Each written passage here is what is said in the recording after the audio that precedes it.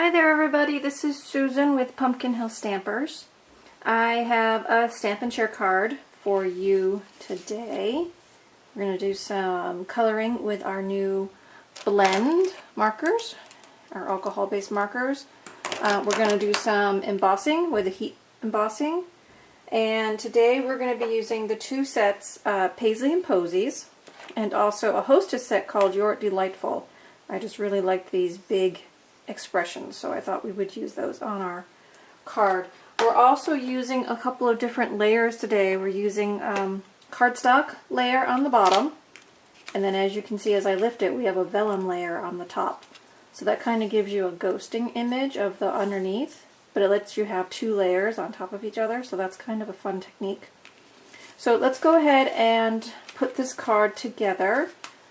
And this is a Stampin' Share, so if you have this set, or if you'd really like to purchase this set, I can help you with that. But then also, if you don't want to have to cut all the pieces to make this card, to case this card, you can contact me and I'm happy to provide you with all the pre-cut pieces and instructions. And then when you get your supplies, you can just go ahead and make the card.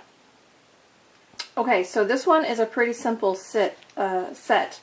I'm using Whisper White as my base. I've got Old Olive as my accent color, and then the rest of it's going to be the blends and the heat emboss, so not too difficult. So let me put some of this stuff to the side until we're ready to use it. So first I've already creased my card base, but I'm just going to put the score a little more predominant on there with my bone folder. Okay, now I'm going to set that aside for a minute. We have our Old Olive, which we don't need until we're going to be putting it together. Now I have these three pieces. These ones we're going to stamp on. So let's go ahead and do this one first. So these Posies and Paisleys that come in this set are on clear photopolymer rubber. So you can see through them, and when you put them on your block, you can see through the block, so you know exactly where you're going to be placing it. When we use blends, we want to use Memento ink. That way it dries and it won't bleed when you use the alcohol ink on them. So I'm just going to ink this up with my Memento ink. Now as you can see, I've put a whole bunch of the stamps snug on the one block. That's kind of a fun technique. Instead of trying to position each stamp as you go, you can just set yourself up with a pattern and then you can repeat it multiple times. So it's kind of what our new Stamparatus is going to allow you to do, but you can do it with just your clear blocks and our clear stamps, so that's kind of cool. Alright, so let's go ahead. We've got our Whisper White, so I'm going to use my grid sheet. I'm just going to put that so I know it's square on a piece of, and then I'm just going to look through my block and position my stamp. Now my stamps are slightly longer than my paper, so I'm not too worried about having active edges. I know that we're going to have active edges, so we have that. So now I'm just going to ink it up a second time, and then I'm going to flip the block over so we kind of have the image reversed, but you'll see it's very close to the same. So I flipped it this way. So last time my big Paisley was down here, so now it's on the top. So kind of hooking the other direction, and I can line those up pretty close to these ones, so everything will create a collage together. So I'm just going to stamp that down, some pressure, so when I lift it I've got the same pattern repeated but reversed.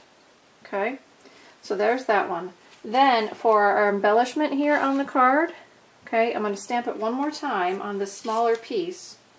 And I'm really only looking for this one Paisley, so I'm only going to really ink up that part of the block. But I'm not taking it off. I'm going to use it just like that so that I can make multiples of these cards, because I'm actually using this card as a swap card with other demonstrators.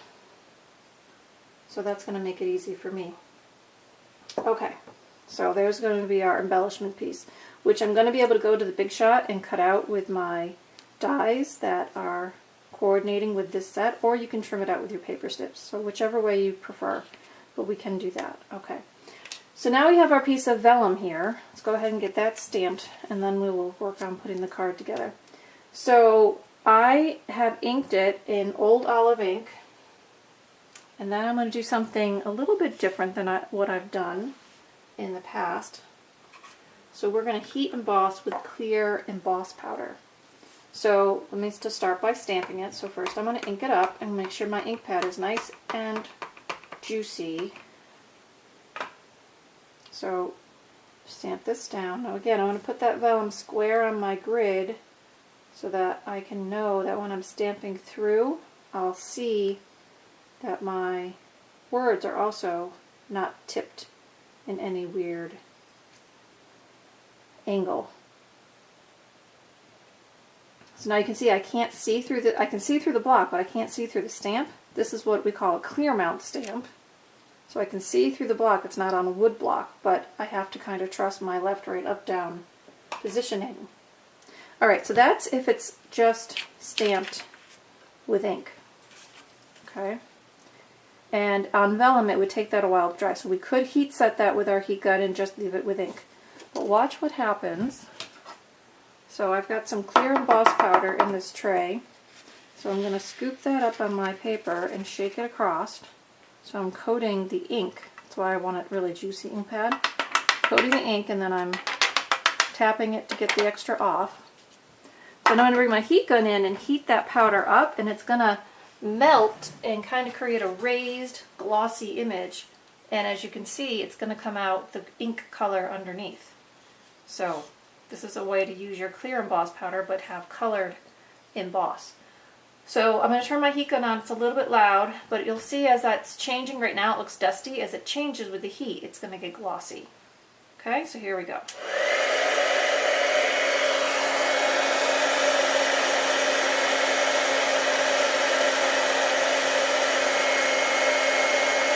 And you see it starting to change right there by the tip. Starting to be more green than the powdery white. So I'm just going to move down the words as I go.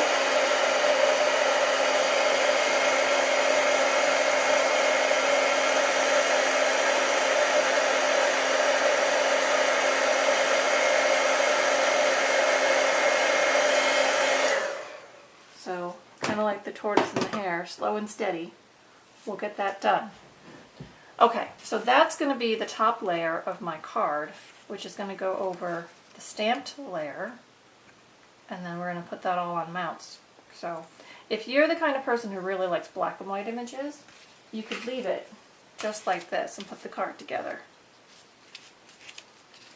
So you could have black and white with the accent of green on there, but we are going to color it today. So let me set this all aside for a second. So I opted, because I'm using the garden or the Old Olive as my base green. Okay, so I've got my Old Olive dark and light markers. Then I'm also using Pumpkin Pie, dark and light, and Daffodil Delight, dark and light. So I kind of wanted a cheery card. We're in the middle of winter, so I kind of wanted to be working with cheery colors. But first off, I'm using blends today, but you could use pencils, you could use our water-based markers, and you can use any colors you want on this card. The basic Old Olive Green is just kind of a base color. If you're a purple and pink lady, use purple and pink. If you like to do blues, do blues. If you like to do the neutral sand colors and browns, you can do that too. So make the card your own. Just because I'm using these bright cheery colors today doesn't mean that you can't replace them with purples and pinks or blues or any other combination that you want to be working with on any given project. So remember, it's your card, make it your own way. Even though you might copy the design, you can really make it your own just by changing up the colors. Okay, so let's get some coloring done. So the first time I've done this card a few times already, because I wanted to make sure I knew what I was going to do with you guys. I started with the orange, and I picked what parts of the color, the images, I wanted to be orange.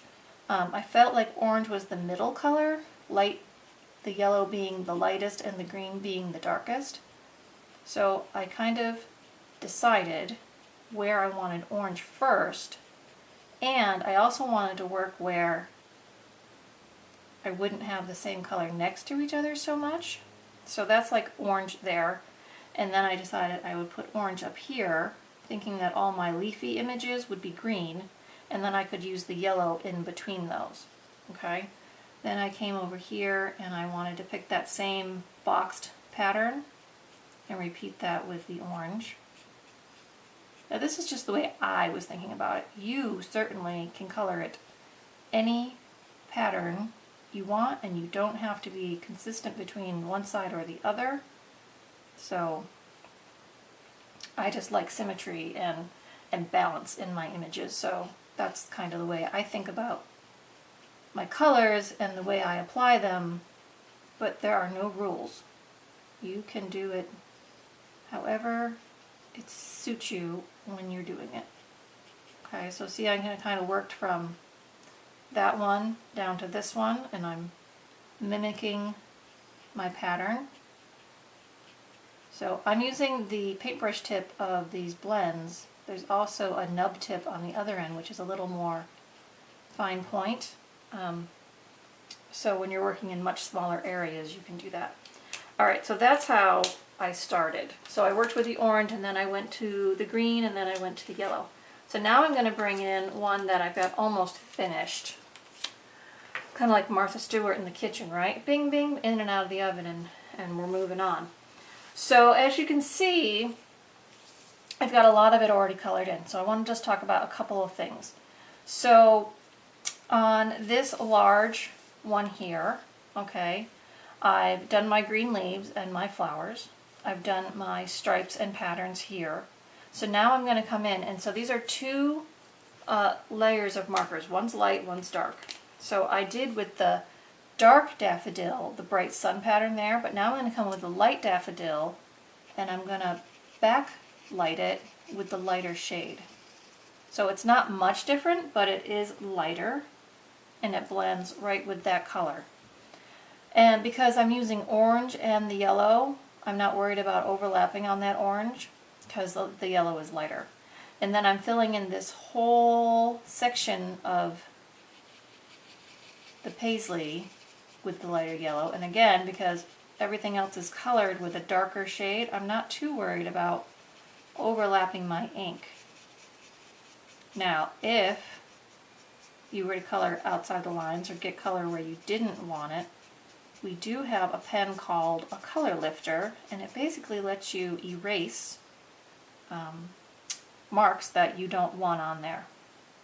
So I will show you that in just a moment. Let me get some more of this colored. So now, I'm looking at my two things here. So I have another dark yellow band on this. So there's the nub tip instead of the brush tip. So I can work right into my area there. So I've got a stripe of the dark daffodil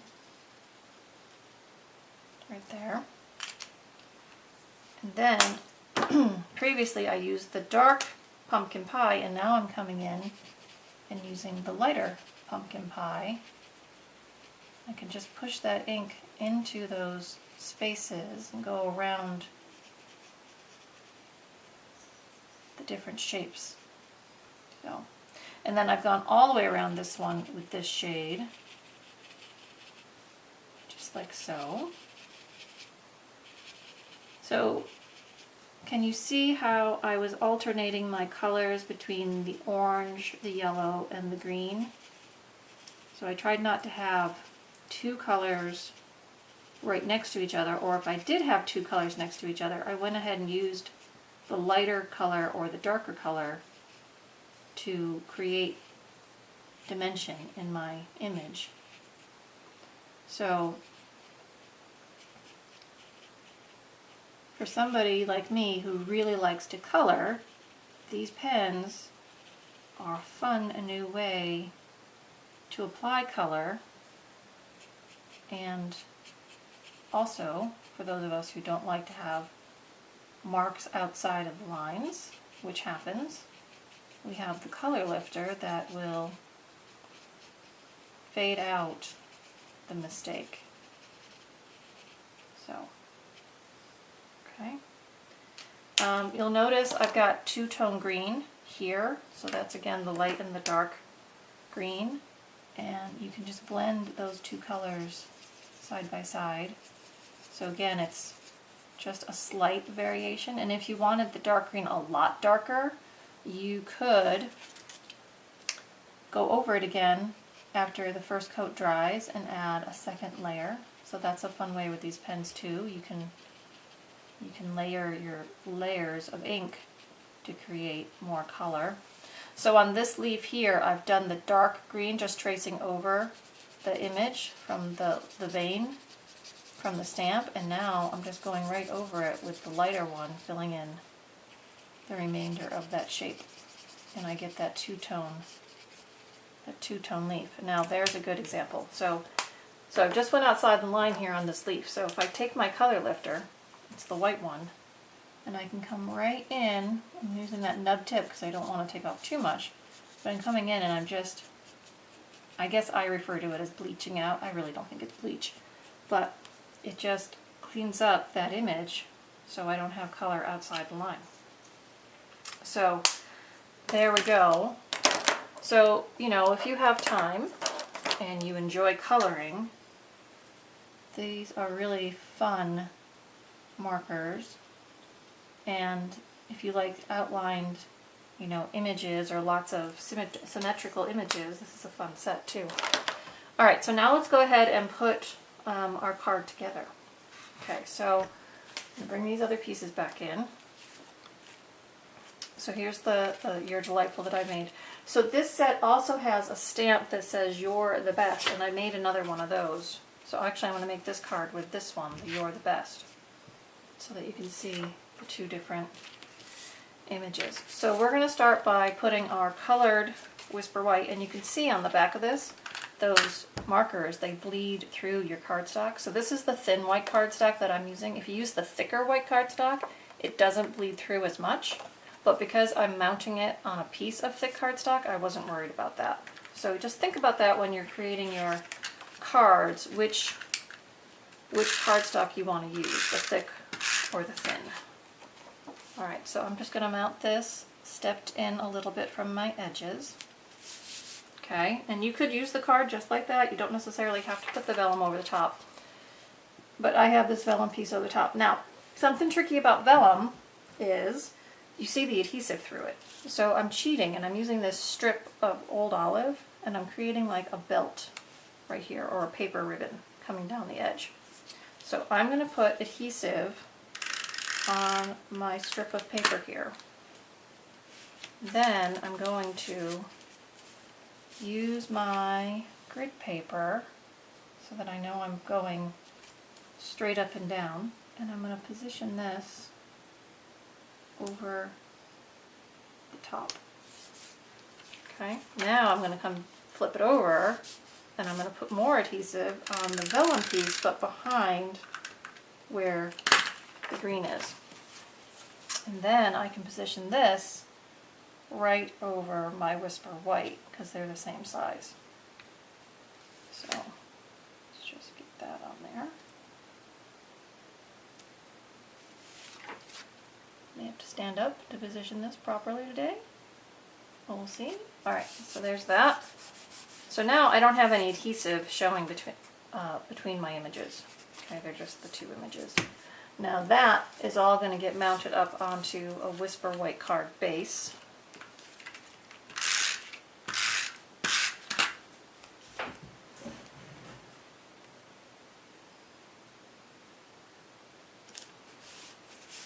Okay, and then again we stamped that Paisley again, and then I said you can go to the Big Shot and cut it out. I've done that already and I've already colored it. So I'm going to put that on a dimensional to give that a little 3D pop. And I'm just going to use that as an embellishment on my card there. So you can create your own embellishment elements right out of the stamp set. Okay, so that's kind of fun. And then for the envelope, I just stamped that same strip of stamps on the back flap of my envelope to give that a little more pizzazz as well. Now, because, remember I showed you it bleaches through the thin paper, I would not color your envelopes because it will bleach through the very thin envelope paper. So there's our card. Version 1, version 2. And remember, like I said, make it your own. Use your own colors. It's fine. So just because I show you one way to make a card doesn't mean you have to make it the same way. So there it is. Maybe a little bit longer than our usual Stamp and Share videos, but when we color, we got to take our time and enjoy it. So that's okay. I hope you enjoyed it, ladies and gentlemen, and I hope you give the blends a try. If you don't own them and you want to give them a try, contact me, and I'm happy to do a workshop with them for you so that you can try them before you buy them. It's always a great feature of me coming to stamp with you. So until next time, I hope you have a wonderful day and spend some time stamping. All right, everybody. Happy stamping. Have a great day.